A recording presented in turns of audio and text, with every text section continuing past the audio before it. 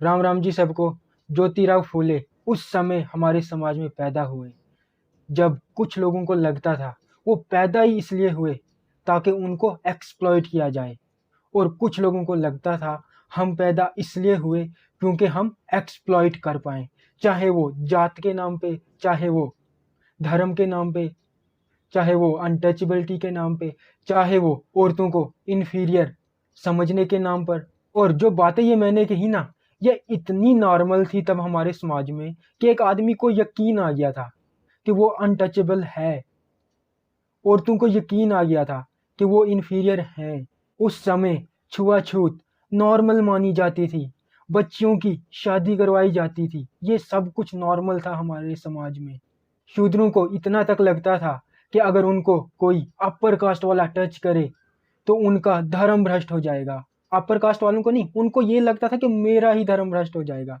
मतलब देखो उनके दिमाग में इस जातिवाद ने क्या भर दिया था कि उनका साया किसी अपर कास्ट वाले पे नहीं पड़ सकता, किसी को टच कर दे तो उनका खुद का ही धर्म भ्रष्ट हो जाएगा। ये कैसा धर्म था? जातिवाद ने कितना बदनाम किया हमारे सनातन धर्म को, और आज भी कुछ लोग जातिवाद का समर्थन करते हैं। अभी सोचा है आपने उन्हें कैसा लगता था? फॉर एग्जाम्पल, मैं एक दलित हूं, अगर मैं किसी अपर कास्ट वाले को टच करूं तो मुझे ही लगेगा कि मुझे पाप लगा। उस आदमी को टच करने से पाप लगना था?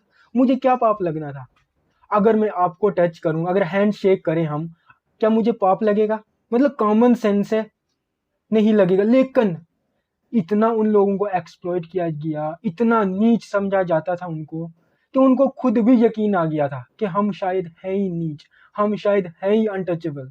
किसी को छूने से उन्हें यह लगता था कि मुझे पाप लगेगा। उन्हें लगता था कि मैं मंदिर नहीं जा सकता।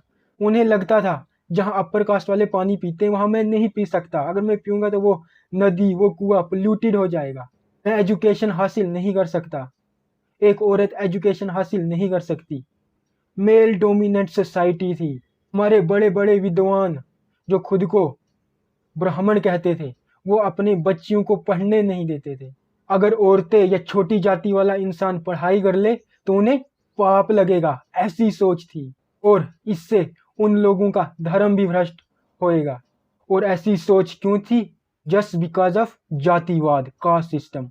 और ये जातिवाद और कास्ट सिस्टम अपर कास्ट वाले चाहते थे कि ये जो सिस्टम है ये बना रहे, क्योंकि उन्हें एक्सप्लॉइट करना था। देखो मैं कहता हूं आपको कि अगर कोई भी इंसान कास्ट सिस्टम को मानता है वो रियल सनातनी हो ही नहीं सकता। हमारे धर्म में कास्ट सिस्टम है ही नहीं। ये तो बस लोगों ने बनाया अपनी भलाई के लिए। खुद उनने डोमिनेट करना था, खुद उनने राज करना था, खुद उनने टॉप पे रहना था, इसलिए उनने जातिवाद बनाया।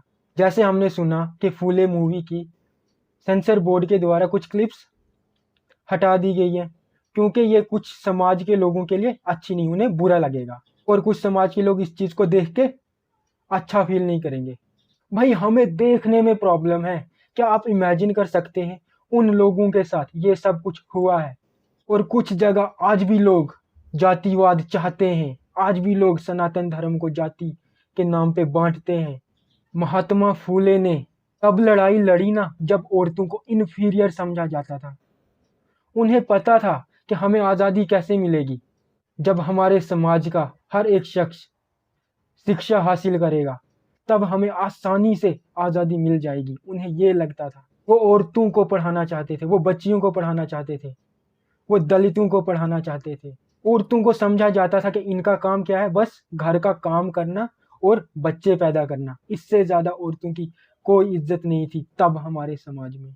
तब ज्योतिराव फूले ने चोरी छुपे जिस तरह हो सके उनने औरतों की एजुकेशन पर काम किया, उन्हें पढ़ाया।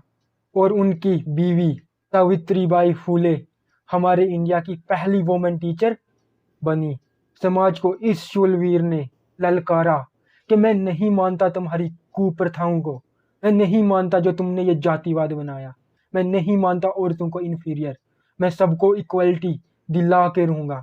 मैं मर जाऊंगा लेकिन अपने समाज से ये कुप्रथाएं खत्म करके रहूंगा, मैं जातिवाद को बर्बाद करके रहूंगा। हमारे समाज में ज्योतिराव फूले ने बहुत सारे रिफॉर्म्स लाए।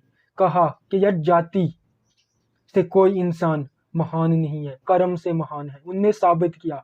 आज ज्योतिराव फूले महात्मा हैं क्यों हैं? उनके कर्म की वजह से, ना कि उनकी जाति की वजह से। कहा उन्होंने कि औरतें और मर्द बराबर हैं। मैं नहीं मानता मेल डोमिनेंट सोसाइटी को।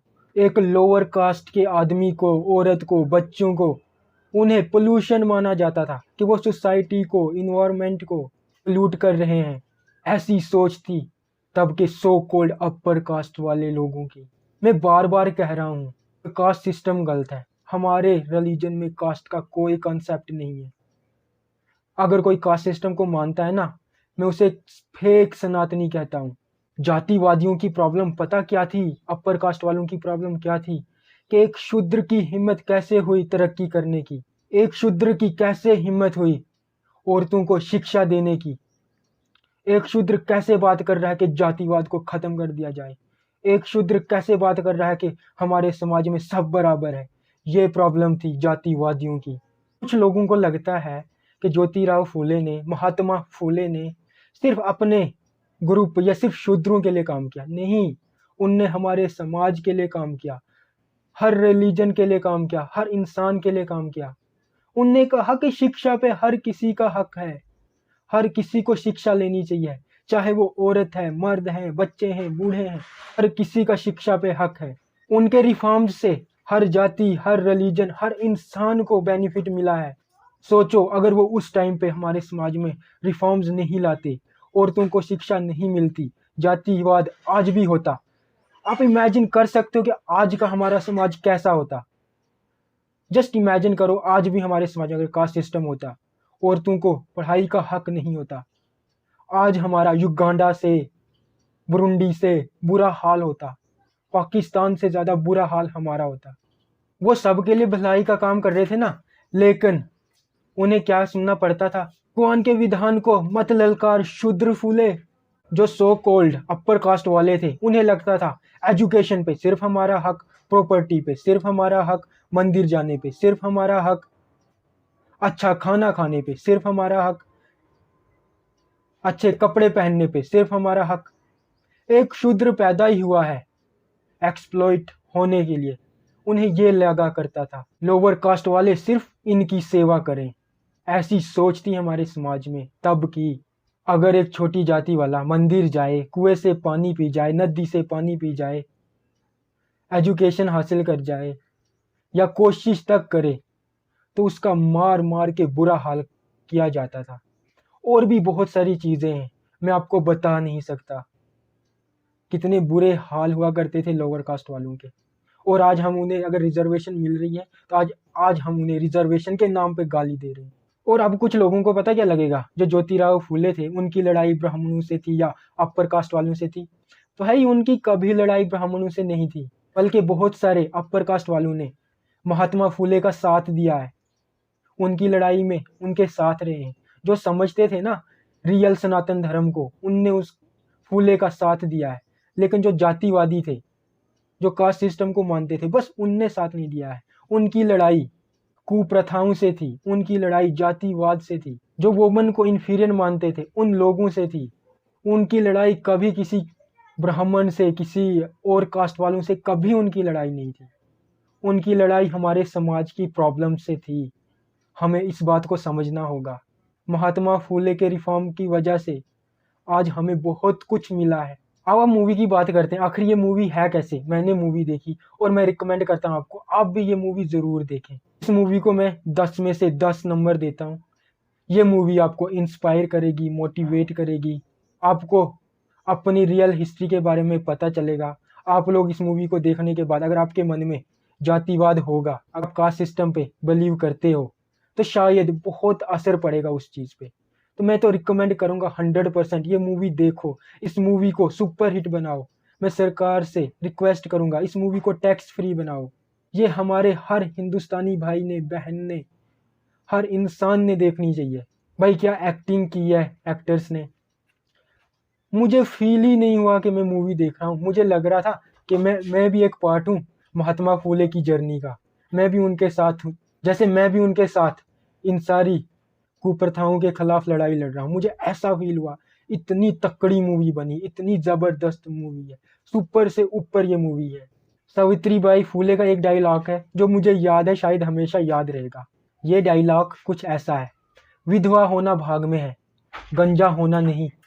मतलब अगर कोई विधवा हो जाती थी ना, उसे गंजा कर दिया जाता था, वो दूसरी शादी नहीं कर सकती थी।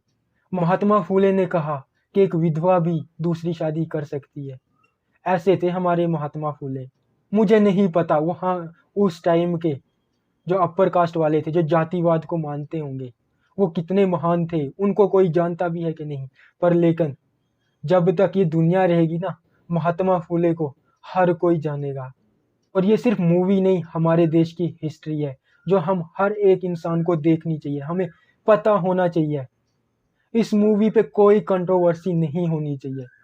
जाइए देखिए इस मूवी को, सक्सेसफुल बनाइए और ज़्यादा लोगों को कहिए इस मूवी को देखिए। हमारे समाज में जो बचा कुचा सोशल रिफॉर्म्स की ज़रूरत है ना, वो भी आ जाएंगे। अगर आप लोग समझोगे ना, तो हमारे समाज से जो बची कुची कुप्रथाएं हैं वो भी ख़त्म हो जाएंगी।